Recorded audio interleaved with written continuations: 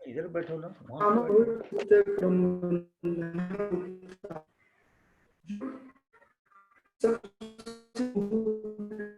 सिद्धांत, परम सिद्धांत का ज्ञान नहीं होगा, हमारे परेशानियों का उपशमन नहीं हो सकता।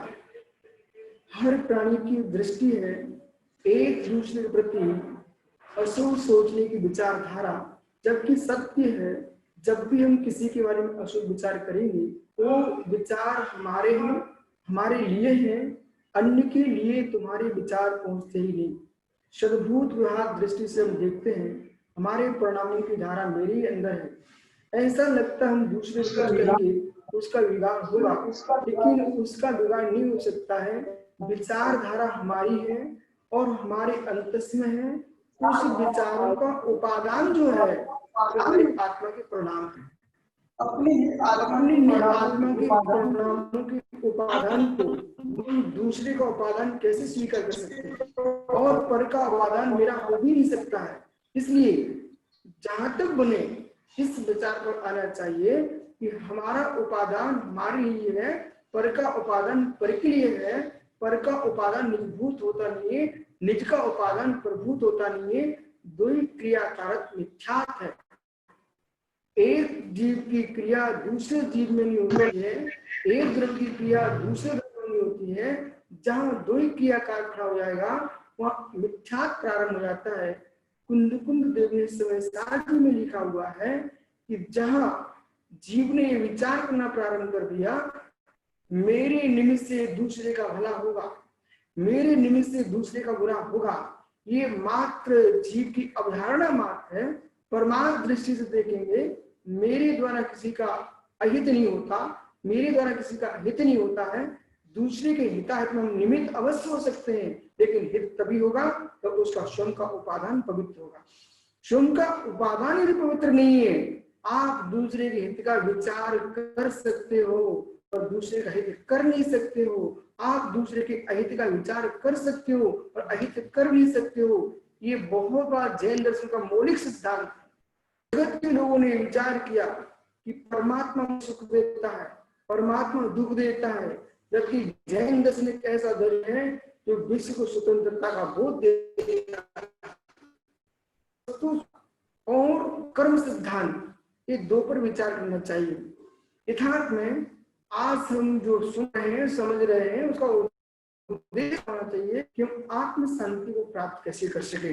वो आत्म शांति का मूल सूत्र है वस्तु स्वतंत्रता कर्म सिद्धांत, जो वर्तमान में हमारे बीच है, हम इनके बीच में निवास कर रहे हैं। ऐसा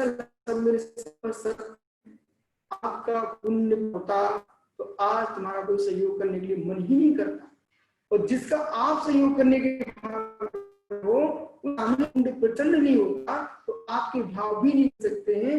वो आप अपने भाव उसको सुखी करने के बना सकते हो, लेकिन सुखी तभी हो पाएगा उसके स्वयं की सत्ता का उदय होना चाहिए।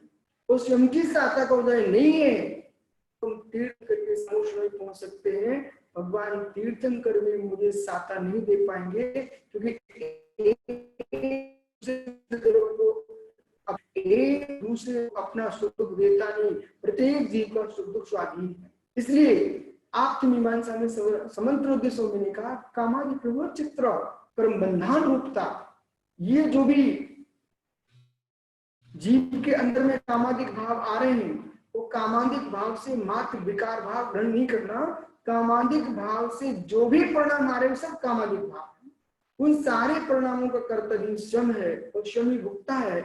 एक भी जीव दूसरे जीव को किंचित मात्र भी सुख दुख नहीं दे सकता। परमात्म दृष्टि से विचार करेगा जीव तो उसके शांति का वेदन होगा और ये निर्णय हो जाएगा कि ओहो हमने कितने भक्त कितने जीवों पर क्लेश किया है, कितने भक्त कितने जीवों पर अविश्वास किया है, कितने भाव हमने कितने जीवों के प्रति अशुभ परिणाम किए हैं, जबकि उन परिणामों का कर्तव्य भाव मेरे भीतर ही था। जिसके प्रति मैं अशुभ सोच रहा था वो मेरे सामने था ही नहीं, जिसके लिए हम शुभ सोच रहे थे वो मेरे सामने था ही नहीं। तीर्थंकर प्रकृति के बंद की सूर्य कारण भावनाओं को जब जी पाता है तो तीर्थंकर भगवान जो है किसी भी जीव का कल्याण करने नहीं जाते हैं, परंतु विश्व का कल्याण हो इस भावना के नींव से क्षुण का प्रकृति को बंद कर लेते हैं। इसलिए उपादान दृष्टि की व्याख्या जैन दर्शन में गंभीर तरह से की गई है, वो जगत के किसी दर्शन ने नहीं की है। अणु अणु स्वाधीनता की व्याख्या करने वाला मात्र एक जैन दर्शन है। जगत के प्रत्येक प्राणी के लिए सुख दुख का कर्ता स्वयं को घोषित करने वाला जैन दर्शन है। वो सबसे दुख यदि कोई है तो उसका नाम कामना है। कामना के पीछे व्यक्ति भूल चुका होता है, कर्म भी कुछ होता है। एक पुरुष है, चादरा छोटा है, जब चादरा छोटा है तो उसको पैर संचित कर लेना चाहिए, तो ठंडी से बचेगा, मच्छरों से बचेगा, गर्मी से बचेगा और शरीर ढक जाएगा। तो पैर संचित नहीं करता है तो ठंडी भी सहन करना पड़ेगी, उसके लिए मच्छरों का क्लेश भी प्राप्त करना पड़ेगा। इसी प्रकार से जितना तुम्हारा पुण्य है उतनी विचार आप रखोगे सुख के लिए तो शांति मिले। और पुण्य क्षीण है, वो कामना विशाल है, तो क्लेश के अलावा और कुछ भी मिलने वाला नहीं। आवश्यकता है कि आप अपने वंश को, परिवार को, धर्म को तीन जगह दृष्टिपात करना है। भाई बोलो, जहाँ तीन दृष्टियां हैं, वंश को, स्वयं को, धर्म को सुरक्षित रखना चाहते हो, इच्छा को कमजोर कर लेते। जितने अपघात हो रहे, आत्महत्या कर रहे, इसी के पीछे कर रहे हैं। पुण्य का बोध नहीं है, इच्छाओं का न्यूनता नहीं है, और स्वयं का पुण्य का बोध नहीं है। इतना ज्यादा सोच बैठता है, इतना सुख मेरे पास होना चाहिए, इतना होना चाहिए है, लेकिन इतना पर्वत विशाल पुण्य नहीं है। और पुण्य न होने की कामना बढ़ चुकी है, तो इच्छाओं की पूर्ति होती है, तो व्यक्ति आत्महत्या करने में खड़ा हो जाता है।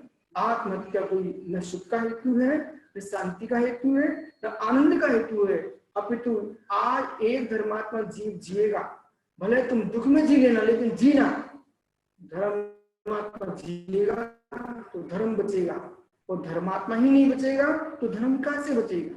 चाहे भारत में हो, चाहे अन्य देश में हो, विश्व में कहीं भी रहो, लेकिन एक जैन जागी रहेगा, वहां जैन धर्म रहेगा।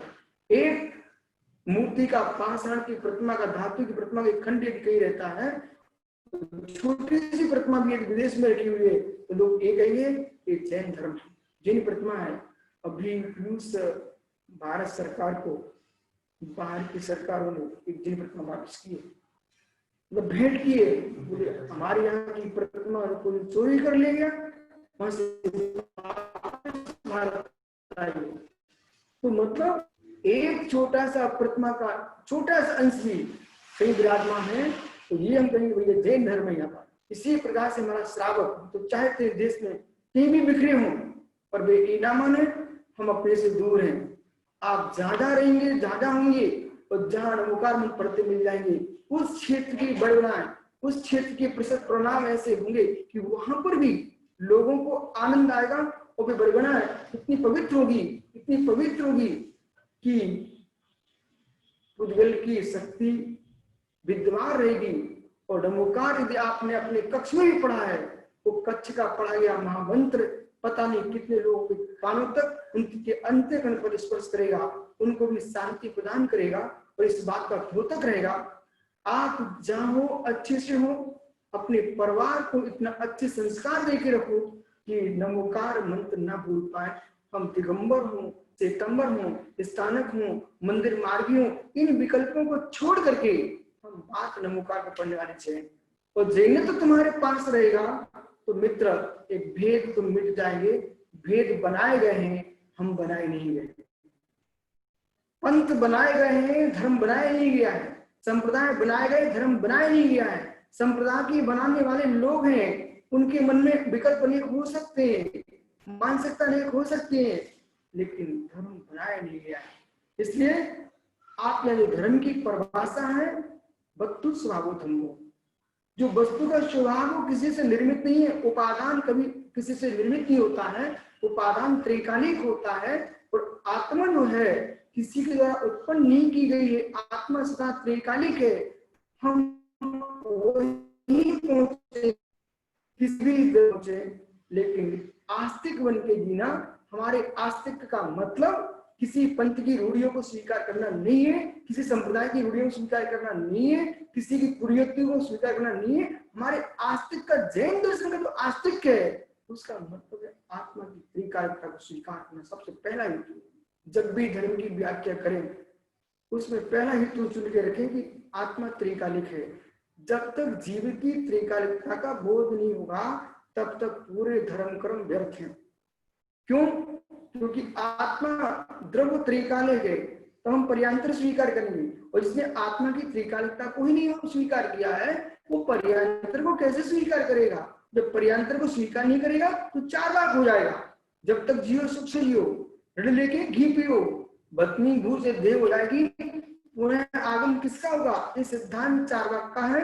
और चाहे भारत में हो, आप कहीं भी बैठ के सुन रहे हो, इतना ध्यान रखना, बच्चे बच्चे को जन्म कुटी में जैसे तुम भगवान का दर्शन करने की प्रेरणा देते हो, भगवान की नौका सुनाने की प्रेरणा देते हो, ऐसे बच्चे बच्चे के मस्तिष्क में भर दो, बेटा हम त्रिकालिक हैं। मनुष्य पर्याय वर्तमान की हमारी एक पर्याय विशेष है, लेकिन आत्मा त्रिकालिक है। आत्मा के अस्तित्व का बोध होगा, पुनर्भव का बोध होगा, तो बच्चा बच्चा कहेगा कि मुझे अच्छा काम करना चाहिए।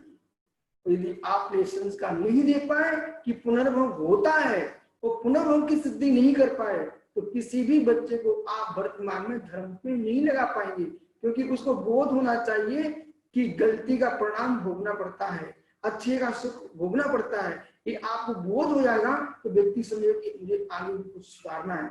अन्यथा ये मस्तिष्क में घुसता चला जा रहा, प्रवेश हो रहा है कि जब तक जियो सुख से जियो। किसने देखा स्वर्ग, किसने देखा नरक? ये भावना जो है ये बहुत बड़ी घातक है। ये चार्वाक सिद्धांत है, वर्तमान के जड़वादी भौतिक विज्ञान का सिद्धांत है। वो शरीर को ठंडा होने को मृत्यु मानता है, जबकि शरीर का ठंडा होना मृत्यु नहीं है, शरीर से आत्मा का निकल जाना मृत्यु है। तो इस ठंडे होने मात्र को शरीर को मृत्यु मान लिया तो आत्मा के अस्तित्व को ही नहीं मान रहा है। तो आत्मा के अस्तित्व को जो स्वीकार नहीं कर रहा है, उसके लिए क्या हम कथा करें पुराणों की, क्या कथा करें आगम की, क्या आप पूजन पाठ की बात करेंगे? क्योंकि वो आत्मा के अस्तित्व को ही नहीं मान रहा है।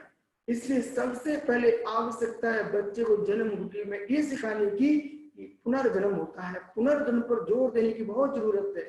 उसको कैसे समझा सकते हैं आप? एक छोटा सा गाय का बछड़ा, उसने आज ही जन्म लिया है और जन्म लेते ही वो अपनी माँ के आंचल के पास जाता, थन के पास जाता है। उसको किसने सिखाया तुम थन के पास जाओ? पूर्व में इस जीव ने अनेक बार भूख के मिटाने के उपाय को जाना है, वो संस्कार है। किसी व्यक्ति को प्रेत लग गए, भूत लग गए हैं, उससे हमारे पुनर्भव की सिद्धि हो रही है। वो उससे पूछा जाता तुम कौन हो, क्या हो, तो कहता कि हम उन्होंने ऐसा किया था, ऐसा किया था। इसका मतलब पुनर्भव होता है। तो पुनर्भव की आवश्यकता है और पुनर्भव के माध्यम से ही फिर आप आगे चलेंगे कि भाई जन्म मरण है, जन्म मरण है, वो जन्म मरण द्रव्य का नहीं है। जन्म मरण की दृष्टि पर्याय की है। मनुष्य पर्याय होती है, देव पर्याय होती है, त्रिंच पर्याय होती है, नरक पर्याय होती है, लेकिन इन सारी पर्यायों में जीव द्रव्य वही होता है। जैसा वर्तमान के पर्याय में कर्म करेगा वैसा जीव वहां पर जाकर के सुख दुख को प्राप्त होता है। इसलिए आज से हम इतने फ्री, इतने स्वतंत्र हो जाएं कि परिवार के बीच में हम मेहमान बनकर रहना प्रारंभ कर दो। कुटुंब के बीच में मेहमान बनकर रहना प्रारंभ कर दो। घर में मेहमान आता है उसका जैसे आप सत्कार करते हो, ऐसे अपने परिवार का सत्कार प्रारंभ कर दो, तो विसंवाद होना समाप्त हो जाएगा, सबका सम्मान बढ़ जाएगा। दूसरी दृष्टि, हम परिवार में रहें अवश्य, और इस बात को विचार करके रहें, यह परिवार में रहना ही है, पर न हम इनके साथ त्रिकालिक हैं, नहीं हमारे साथ त्रिकालिक हैं। जब तक हम साथ में हैं तब तक ऐसा संबंध बना के रखें कि द्वेष बढ़े ना, द्वेष बढ़े ना, राग बढ़े ना, बासल घटे ना। ये बहुत आवश्यक है। द्वेष बढ़े ना, राग बढ़े ना और बासल घटे ना। इस बात का विचार करके निवास करेंगे आप तो विश्वास रखना आप जान हो जहां वो जैसे हो वही आपको आत्मा का दिन धर्म दिखाई देगा। हर जीव के अंदर पर्याय में नानत्वपना है, अंतरंग में जीवत्व भाव है। तो जैसे आप भगवान हो वैसे प्राणी मात्र भगवान आत्मा है, और भगवान आत्मा का भगवान आत्मा से द्वेष कैसा, भगवान आत्मा का भगवान आत्मा से राग कैसा। इसलिए धर्मात्मा का धर्मात्मा से वात्सल्य भावी रहे, राग की ओर न जाए, द्वेष की ओर न जाए, वो कामादि प्रभुत्व कर्म बंधा रूपता पर दृष्टि पात रखें, ईश्वर सुख नहीं देगा। भगवान महावीर की आराधना हम जैन इसलिए नहीं करते हैं कि भगवान सुख देने आएंगे, हम भगवान की वंदना इसलिए करते हैं हमारे परिणाम खोटे न हो। सुख का हेतु मैं ही हूँ, दुख का हेतु मैं ही हूँ, और जो भक्ति का भाग मेरे में ही है, भगवान में मेरी भक्ति नहीं है, मेरे में ही मेरी भक्ति है। तो मेरी भक्ति के नियोग से ही हम असाता कर्म का क्षय करेंगे और साता की ओर जाएंगे। दूसरी बात, वर्तमान में जो कोरोना की दृष्टि में लोग बहुत घबरा रहे हैं, इस पर भी विचार करने की आवश्यकता है। घबराने की जरूरत नहीं। वर्तमान की देह को सुरक्षित रखना आपका कर्तव्य है, लेकिन ऐसे काल में भी आत्मा की त्रैकालिकता की बात अभी आपने की है, आत्मा को आप अस्तित्व को स्वीकार कर दो त्रैकालिक, तो फिर मेरी देह का परिवर्तन होगा, आत्मा का परिवर्तन नहीं होगा। क्यों ना ऐसा करूं मैं कि देह के परिवर्तन के काल में भावों को निर्मल रखें। हम पर्याय को नहीं बचा पाएंगे, लेकिन परिणाम को हम बचा सकते हैं। अशुभ भावों को हम बचा सकते हैं। वो अशुभ भावों से जब हम बच जाते हैं तो नियम से अगला भाव हमारा विशुद्ध होगा, निर्मल होगा, पवित्र होगा। और जो संस्कार आज हमारी आत्मा में पड़ जाएंगे, हम जिस पर्याय में होंगे उस पर्याय में यही जैनत्व प्राप्त हो, जैन कुल प्राप्त हो, जिनवाणी प्राप्त हो, निर्गंत धर्म प्राप्त हो, और हमारे जीवन में शांति क्षमा प्राप्त हो। क्योंकि सबसे बड़ी मूल वस्तु है संतोष की प्राप्ति होना। धन का मिलना महत्वपूर्ण नहीं है, धनी बहुत है पर संतोषी बहुत नहीं है। धनी बहुत है, संतोषी बहुत नहीं है। सुख धन में नहीं है, सुख संतोष में है। और जहां जहां संतोष है वहां वहीं सुख है, और जहां जहां असंतोष है वहां क्लेश है। इसे यही सबके लिए मंगल आशीर्वाद है। अपने जीवन में उस परम धर्म पर लक्ष्य पात रखें, और अपने जीवन में हम श्रम धर्म से युक्त रहेंगे। वो हमारे संपर्क में जितने आएंगे उन सबसे हम यही कहेंगे कि एक बार वस्तु स्वाप दृष्टिपात करो, अणु अणु स्वाधीन है, कर्म सिद्ध वस्तु स्वतंत्रता पर ध्यान रखो। न मेरे कोई सुख का हेतु, न मेरे कोई दुख का हेतु, मेरे कर्म ही सुख के हेतु है। यही मंगल आशीष भगवान महावीर स्वामी की।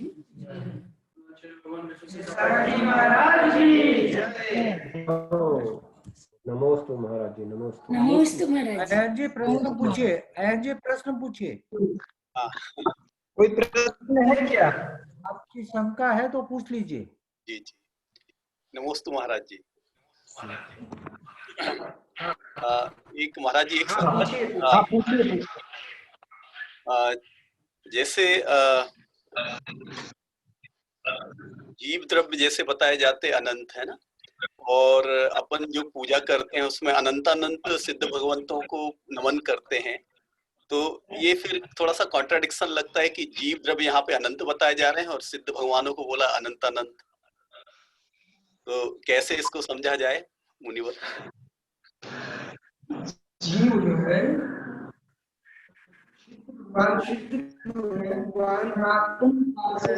सनातन काल से सिद्ध होते आए हैं, अनंत सिद्ध है।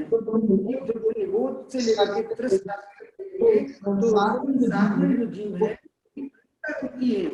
इसलिए निबोध राशि से निकल के त्रस राशि में जीव आते हैं, वे ही सिद्ध राशि को प्राप्त होते हैं।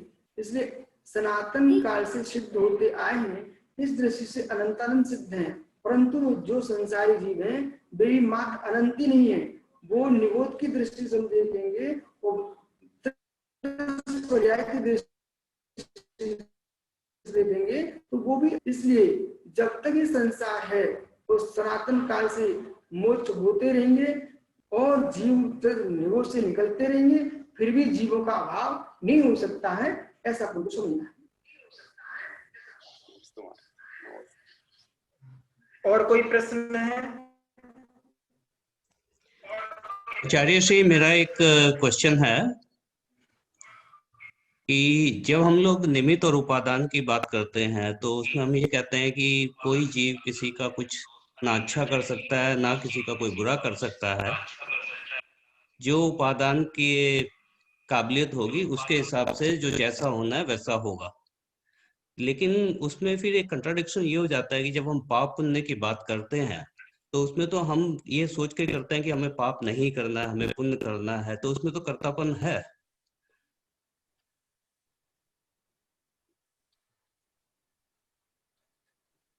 बहुत बढ़िया, इसको विस्तार समझने की आवश्यकता है।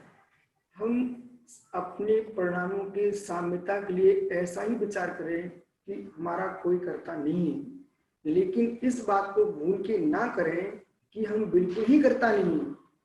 अब कर्तव्य की तीन दृष्टियां हैं, एक व्यवहार का कर्तव्य, एक अशुद्ध निश्चय नहीं का कर्तव्य, एक शुद्ध निश्चय नहीं का कर्तव्य। व्यवहार के कर्तव्य में आप देखेंगे, घर में घट पट रथ रोटी आदि को आप बनाते लोक में देखे जा रहे हो, उसे कौन झूठा कह सकता है?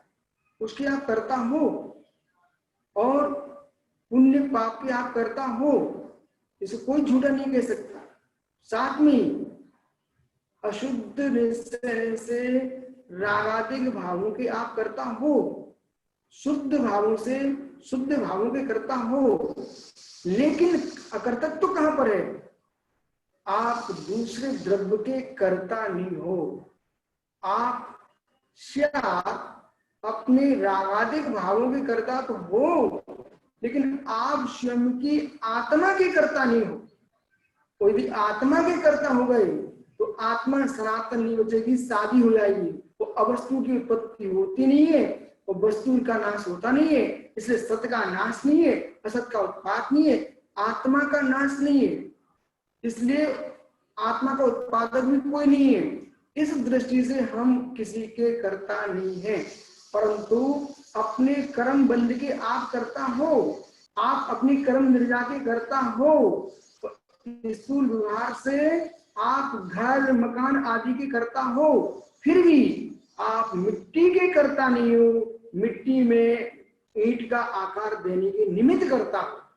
निमित्त करता हो सकता है जी, लेकिन किसी का उपादान करता नहीं होता है। इस दृष्टि से समझना चाहिए, जो सर्वथा के यदि करता है ही नहीं है, उन्हें विवेक लगाना चाहिए कि सामान्य जीव बेचारा यही सोचेगा कि हम करता है ही नहीं तो क्या करूं। आप करता हो, इसलिए दृष्टि रखना है। अशुद्ध निश्चय नहीं, शुद्ध निश्चय नहीं और परम शुद्ध निश्चय से हम न किसी के कर्ता न किसी के भुक्ता। व्यवहार में कर्ता भी भुक्ता भी, ठीक है जी आचार्य श्री, नमोस्तु नमोस्तु। आचार्य श्री, मेरा एक प्रश्न था, नमोस्तु आपके चरणों में। जो जब हम भक्ति के मार्ग पर चलते हैं तो ऐसा अक्सर देखा जाता है कि भक्ति में आपको जितने भी, चाहे भक्तांबर की बात करें, आलोचना पाठ की बात करें या जो भी पूजाओं की बात करते हैं, वहां हमें भगवान के लिए बहुत सारे विशेषण और बहुत सारी अतिशयोक्ति का भी प्रयोग करते हैं। जबकि हमारे तीर्थंकर और सिद्ध भगवान है वो तो सारे राग द्वेष से मुक्त हैं, लेकिन भक्ति करते समय हमें उनसे राग कैसे न कैसे हो ही जाता है। तो उसको कैसे रोका जाए और वो कहाँ तक उसको हम ठीक ठहरा सकते हैं? जो जितने भी ग्रंथ है, जितने भी जो भी रचनाएं की गई इस मामले में, सारे भक्ति गीत, चाहे वो आलोचना पाठ में आता है कि तुम तीन भुवन के स्वामी में दुख मेटौ अंतर्यामी, या भक्तांबर में आता है कि ब्रह्मांडमीश्वर मनंत मंडम के तुम, तो कहीं ना कहीं हम उनको कह रहे कि तुम ही इस जगत के ब्रह्मा हो, तुम ही सब कुछ हो। तो उसको कहाँ हम सही परिभाषित करेंगे? यह हमारी दृष्टिया पर ध्यान रखना है। एक वस्तु व्यवस्था है, एक भक्ति व्यवस्था है। वस्तु व्यवस्था में आपको यही देखना है कि परमार्थ को मैं जानता हूं, कि हमारे भगवान की मैं भक्ति कर रहा हूँ अशुभ से बचने के लिए, न कि भगवान से कुछ पाने के लिए। अशुभ से हम बचेंगे, साता हमारी असाता साता में संकृत होगी, हमको उससे सब कुछ मिलेगा हमारी निज के साता से, लेकिन साता के साधन प्रभु की भक्ति है। इसलिए कर्ता का कर्ण में उपचार करके, कर्ता का कर्ण में उपचार करके हम ऐसा कहते प्रभु हमारे दुखों को दूर करो। आखिर में श्राद्ध अवस्था में व्यक्ति जाएगा कहाँ? कुदेवों के पास जाएगा। इसलिए आप वीतरागी भगवान के पास पहुंचने के उपरांत भी तो उनसे करें मेरे दुखों का क्षय हो, कर्मों का क्षय हो, बोधि की प्राप्ति हो, समाधि की प्राप्ति हो, सुगति में गमन हो। ये सारी जो भाषा हमारी चल रही है ये भक्ति की भाषा है। इससे आपको बचने का पुरुषार्थ नहीं करना है, अपितु पुरुषार्थ ये करना है जब तक हमारी श्राद्ध दशा है तब तक मैं भाव करेंगे, लेकिन जैसे जैसे हमारा स्वाध्याय बढ़ेगा और राग द्वेष हटेगा तो हम समझ चुके हैं ये प्रभु के प्रति भक्ति की भाषा है, भक्ति के परिणाम है। लेकिन हमें जानते हैं भगवान किसी के सुख देने आते नहीं, भगवान किसी को दुख देने आते नहीं, वे सुख दुख देने आ जाएंगे तो बड़ी शासन होता है। न प्रभु पूजा से तुम प्रसन्न होते हो, न निंदा से आप नाराज होते हो, फिर भी अपने परिणामों की पवित्रता के लिए हम आपकी उपासना करते हैं। इस बात को ध्यान रखना है कि भगवान की भक्ति को छोड़ना नहीं है, वो करना ही करना है, लेकिन इस बात को ध्यान रखिए कि हमारी परमार्थ दृष्टि पर लक्ष्य हमारा इतनी है कि मेरे सुख दुख का कर्ता मैं ही हूँ। जी नमस्ते। मुनिवर एक और यानी थोड़ा आशीर्वाद चाहिए था। मुनिवर जो अभी घर पे चैत्यालय है वो आदिनाथ स्वामी भगवान का चैत्यालय है। मैं भोपाल से हूँ, अयन जैन नाम है मेरा। और ये चैत्यालय में आदिनाथ भगवान की प्रतिष्ठा आपने रानीपुर पंच कल्याणक हुए थे वहां पे करी हुई थी, तो आपका अभी तक आशीर्वाद अच्छे से है। और ये आशीर्वाद चाहिए कि यहाँ पे भव्य मंदिर का अच्छा निर्माण हो। हम लोगों ने यहाँ पे जमीन ले ली है 3000 स्क्वायर मीटर की, बस अब उस पे आपका अच्छा आशीर्वाद चाहिए कि भव्य मंदिर का निर्माण हो। मुनिवर बहुत बढ़िया, आप विदेश में रहकर के भी जिन शासन की स्थापना कर रहे हो, ये मंदिर की स्थापना नहीं है, धर्म के शासन की स्थापना है। और ऐसा सुंदर भव्य जिनालय स्थापित करो जहां पर कि वहां के सामान्य नागरिक हैं उनका भी मन एक बार कहे कि जिनालय के दर्शन हम करने का भाव बने, और भारत के लोग भी जब सोचे तो उनका मन भी करे कि हम जाकर के वहां दर्शन करें। यही मंगल आशीष आपकी बार बार है कि आप बहुत अच्छा सुंदर जिनालय की स्थापना करो और सभी जो समाज वहां पर है सबको मैत्री भाव से लेके चलना। पूजन पद्धति अनेक हो सकती है लेकिन मैत्री भाव सबका एक है, सबको लेके चलना। जी मुनिवर, ये जी मुनिवर, हम लोग सबको एक साथ लेके ही चल रहे हैं, आपकी आशीर्वाद है। नमोस्तु मुनिवर, नमोस्तु नमोस्तु। नमोस्तु। पुलकित भैया का क्वेश्चन है। पुलकित भैया आपको क्वेश्चन पूछना है? नमस्ते महाराज, आखिरी क्वेश्चन पूछ लीजिए। आचार्य श्री, मेरा यह सवाल था कि जैसे कि हम लोग मंदिर में जो द्रव्य चढ़ाते हैं हम उसको धो करके चढ़ाते हैं, तो इन दिनों जो मंदिर के पुजारी होते हैं या जो भी देखरेख करते हैं वो उस द्रव्य को बाद में कैटल फीड इंडस्ट्री वगैरह रहती है वहां पे भेज दिया जाता है और वहां पे काफी दिनों तक उसमें जीव की उत्पत्ति होती रहती है, जिस कारण हम लोगों ने जो द्रव्य इस्तेमाल में लिया उसका दोष हमें लगता है क्योंकि वो जीव हिंसा होती है, बाद में जीवों की उत्पत्ति होती है। तो इसको हम कैसे रोका जा सकता है ताकि जीवों में हिंसा ना हो और हमें वो दोष ना लगे द्रव्य में? द्रव्य ना, उस द्रव्य को यदि उठाने वाला नहीं है तो फिर आपको छत पर चिड़ियों को डाल दो, पक्षी चुग जाएंगे, परंतु जीव पड़े, इसलिए इकट्ठी ना करके उसको विसर्जित कर दो।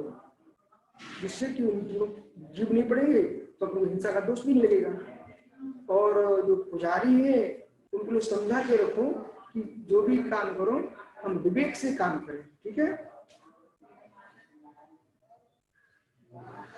तो आचार्य मेरा एक क्वेश्चन है कि आपने अभी जो पुनर्जन्म का बताया कि अपने बच्चों को घुटी में पिलाइए कि भाई पुनर्जन्म, मगर अपने यहाँ तो अपनी जैन आगम तो बोलता है कि अपन को जन्म मरण से मुक्त होना है, तो हम उनको कैसे बताएं कि पुनर्जन्म और इसकी चीज को कैसे उनके दिमाग में बिठाएं?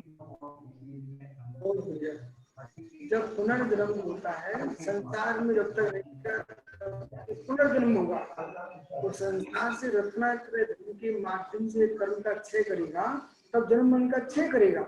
लेकिन जब तक जन्म मरण का क्षय नहीं हो रहा है तब तक जन्म मरण का क्षय भी तभी आप सिखा पाएंगे जब पुनर्जन्म स्वीकार करेंगे। इसलिए उनको इस प्रकार से समझाएं कि आप वर्तमान में अच्छा करोगे तो भविष्य में आपको अच्छा जन्म मिलेगा, और यदि जन्म मरण का क्षय करना चाहते हो तो फिर तो उनको मुराद बन के कर्म का क्षय करना होगा, तभी जन्म मरण का क्षय होगा। तो इस प्रकार से वो समझा प्रेम से, वो बहुत जरूरी है। जब तक पुनर्जन्म सिद्धि नहीं करेंगे तब तक बालकों को वर्तमान में धर्म से जोड़ कर नहीं रख पाएंगे आप।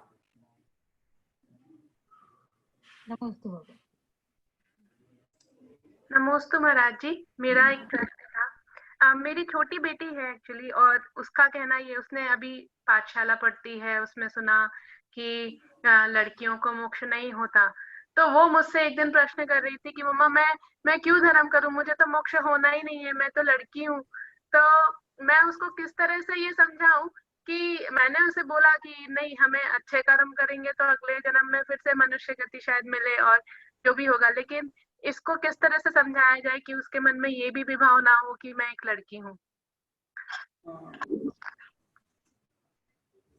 उसको ऐसे समझाओ कि वर्तमान में जो हम लड़की है वो हमारी वर्तमान की अवस्था है। आत्मा न पुरुष है, आत्मा न स्त्री है, आत्मा न नपुंसक है, ये तो पर्याय है। और वर्तमान की हमारी स्त्री पर्याय है, इसका हम नाश करके हम स्वयं पुरुष बनेंगे तो हम भी मोक्ष जाएंगे। इसलिए उसको ये मत कहो कि कभी मोक्ष होगा ही नहीं। नारी पर्याय का भी मोक्ष होगा, लेकिन नारी पर्याय से मोक्ष नहीं होगा। तो हम नारी पर्याय में अच्छे काम करेंगे, हम पुरुष लिंग को प्राप्त करेंगे और अगले भाव में हम तपस्या करके हम भी मोक्ष चले जाएंगे। इस प्रकार से समझाओ। ये जो धारणा बना दी गई है कि नारी का कल्याण होगा ही नहीं, होगा ही नहीं, ये गलत धारणा बना दी गई है। अरे उसको समझाओ, बेटा स्त्री न होती तो भगवान का जन्म भी किसने दिया, नारी नहीं दिया है। इसलिए नारी के आर्का बनेगी, आर्का बन के स्त्रीवेद का छेद करेंगे, तो स्त्रीवेद का छेद करके मनुष्य बनेंगे, और मनुष्य बन करके तपस्या करके अनंत सिद्ध बनेंगे। इसलिए प्रत्येक जीव कल्याण कर सकता है, स्त्रियों का भी कल्याण होगा। नमस्ते गुरुवार, मेरा एक प्रश्न है कि आखिरी प्रश्न है, बात समाप्त करते हैं जी। आखिरी प्रश्न पूछिए जी बॉस, कि कई बार ऐसा होता है कि हमको पता है कि कोई कार्य गलत है, फिर भी हमको किसी कारणवश करना पड़ता है या करना पड़ जाता है, तो फिर वो कहाँ तक सही है या सही नहीं है? गलत काम करना तो किसी भी अपेक्षा से सही नहीं है। तो उसको हमको पुरुषार्थ यही करना चाहिए कि हम उन हेतुओं से बचें जिससे गलत काम होता है, क्योंकि परिस्थितियां वर्तमान की हैं। यदि परिस्थितियां महत्वपूर्ण नहीं है, मनुष्य महत्वपूर्ण है, तो मनुष्य पवित्र हो जाए तो परिस्थितियों को हारना पड़ता है। हमको परिस्थिति के पीछे अपना भविष्य का भी ध्यान रखना है कि वर्तमान ही है, हमको भविष्य में भी कुछ आगे कुछ पाना है। इसलिए परिस्थितियों से नहीं लड़ना है, हमको अपने मनुष्य ठीक करना है और परिस्थितियों को बदलना है। और जिसका परिस्थिति के काल में मनुष्य पवित्र होती है, वो परिस्थितियां भी उसके चरणों में आकर सिर टेक लेती है। इसलिए आपको कोई विकल्प नहीं करना, परिस्थितियों के आने पर भी अपन को अशुभ करने का विचार नहीं करना। नमस्ते महाराज। नमस्ते गुरुदेव। एक प्रश्न पूछूं मैं सागर से हूँ, शकुंतला जी, और यहाँ ऑस्ट्रेलिया आई 2.5 महीने को आए, 6 महीने हो गए। अब मुझे ये लगता महाराज जी के दर्शन तो मिलते ही नहीं है। आचार्य जी, आप लोग के दर्शन यहाँ किसी को नहीं मिलते। आज बड़ी प्रसन्नता हो रही कि आज दर्शन आपके मिले। वैसे सागर में तो कई बार सानिध्य मिला आपका, चतुर्मास हुए, आपको इसमें कार्यक्रम भी करवाया था हमारे महिला मंडल ने। अब ध्यान हो आपको चाहे नहीं हो महाराज जी, लेकिन बहुत अच्छा लग रहा। प्रश्न ये है कि जो द्रव्य नहीं करो। अच्छा जी, नमोस्तु नमोस्तु आचार्य श्री।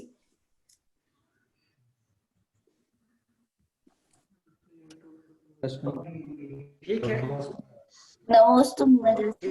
नमोस्तु महाराज जी, नमोस्तु महाराज जी, नमोस्तु नमोस्तु आचार्य विशुद्ध सागर जी महाराज की भक्ति संघ की जय। नमोस्तु शासन जयवंत हो। नमोस्तु महाराज जी, नमोस्तु। नमोस्तु महाराज जी, नमोस्तु महाराज। नमोस्तु ठीक है, आचार्य। समाप्त करते हैं अब सभा का यहीं पे। नमस्ते महाराज जी।